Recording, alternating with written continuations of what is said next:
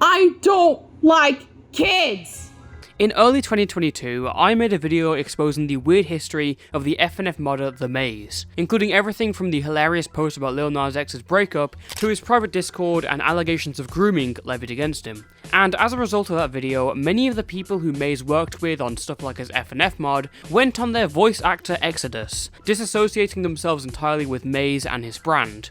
However, today, many of them appear to have met the same fate as Maze, doing some pretty weird shit online and then disappearing from the internet. And the most recent of those was BluBelleVA. BluBelleVA, or Blue as I'll be calling it for the rest of the video, was a voice actor who heavily operated in and around the FNF community. You've probably heard of her from her work on a bunch of FNF mods, including some that have become really popular, like Graffiti Grooving vs Scarlet Bunny, Witty's Finite Fury, Fanon Victims of Bloodlust, and Mistful Crimson Morning, which is one that I've actually heard about prior to all this drama. She only had around 4,000 subscribers on YouTube and only 4,000 followers on Twitter, which may seem like a bit of a brutal punching down from this channel, but Blue was known for her work with Maze previously and was very helpful and pivotal in getting things about him out there. She was also someone who I was publicly and privately friendly with. So it surprised me when in August 2023, Blue was exposed for a past of drawing and voicing porn of underage characters. The catch here is that they've apparently been aged up, which basically means taking an underage character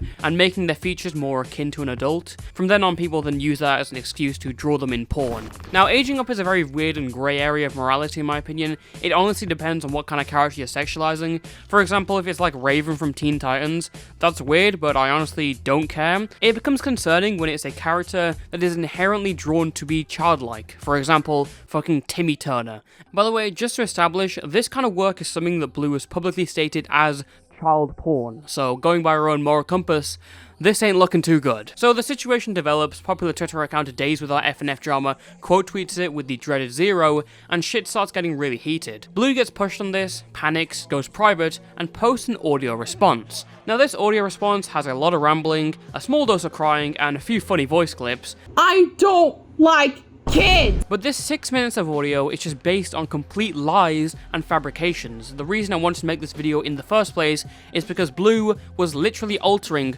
what happened. So let's listen to her main defense. Before I stepped into the Friday Night Funkin' community, back in 2019 to 2020, I was a not safe for work voice actress.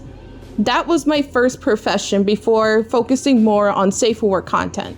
And back then, I met a lot of colleagues, I met a lot of people, and back then, yeah, I voiced up not safe for work, aged up content, because back then, all the other voice actors were doing it.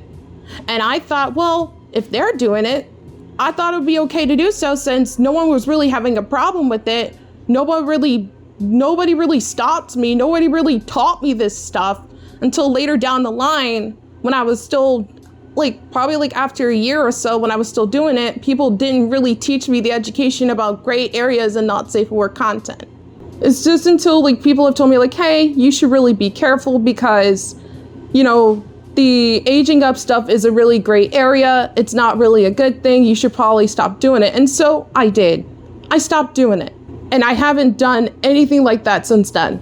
I didn't know what the boundaries were with gray areas and aging up content, but once I got more educated and taught better, I stopped doing it.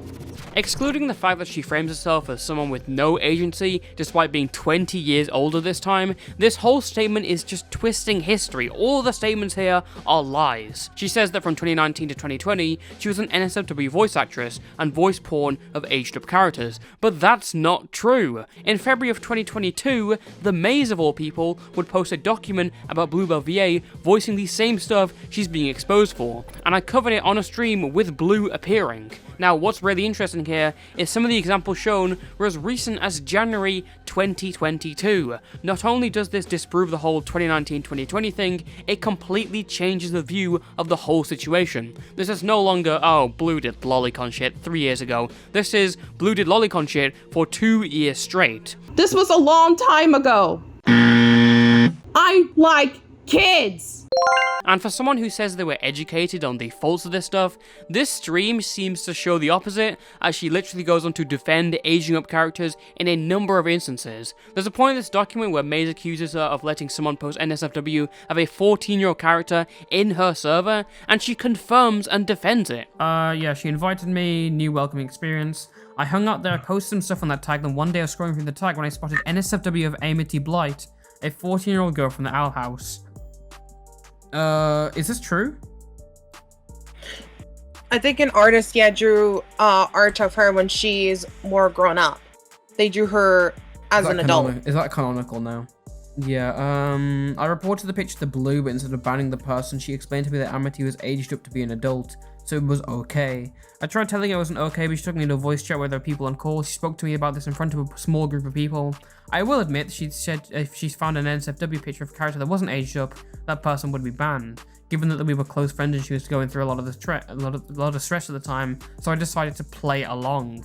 I do not think she was intentionally trying to gaslight me. Alright, I'll stop. No, the thing is, we have a rule in my server. There are going to be people who are going to draw, art that have characters are going to be aged up or as adults as it is. The one rule we have is that no lolly, Shota, CP, none of that stuff is allowed, or it's an instant ban. We don't allow that type of stuff in my server. That makes a lot of people uncomfortable. Alright, so the 14-year-old lolly is off limits, but the 14-year-old lolly with adult features is alright. I'm tired of people coming back to attack me with like, oh, Blue, you did this. Oh, Blue, you did that. Like, yeah, I know. I owned up to it a long time ago. No, you didn't. Now, on an interesting note, during her statement, Blue mentions that she still does NSFW of other franchises, and she hasn't done any stuff with underage characters since then. And I haven't done anything like that since then. I still continue to work for Not Safe for Work stuff, but I did Friday Night Funkin'. I did other characters besides anime. I haven't touched anime since then. But through my detective work, I've managed to find her NSFW account. It's called Blueberry Dumpling, it uses the same character as her, has the same name and age, and the account went private shortly after the Twitter drama. Now thankfully this account is private, because if you could scroll through it, you would have found drawings of porn, sometimes by Blue herself, with characters from Friday Night Funkin', Undertale, Five Nights at Freddy's, Ed's World. Looking through this shit was like getting waterboarded. It was just a complete display of internet brain rot. But hold on, what's this post? Quick little sketches of the adventurous lady. Hee, guess who may or may not have had a hand at giving her a voice? Thank you for the opportunity. Who's gonna tell her? So basically, absolutely nothing has changed. That's fucking insane. She has completely lied. She's still doing what she did, just total fucking deception to the public. That's disgusting. This isn't even as big of an issue as the Timmy Turner one. I don't even care that much. I just think it's fucking hilarious how Blue literally lied to the public. Oh, Blue, it doesn't look too good for you now, you fucking weasel. Doesn't that tweet about Retro Dubs where you derided him for having a bad excuse and a shitty apology seem totally applicable to you now? Go fuck yourself. Holy shit. Now, one of the most apparent questions you may ask when viewing the 2022 stream and Maze's document is why this didn't get any attention or support at the time, and there are a number of reasons for that.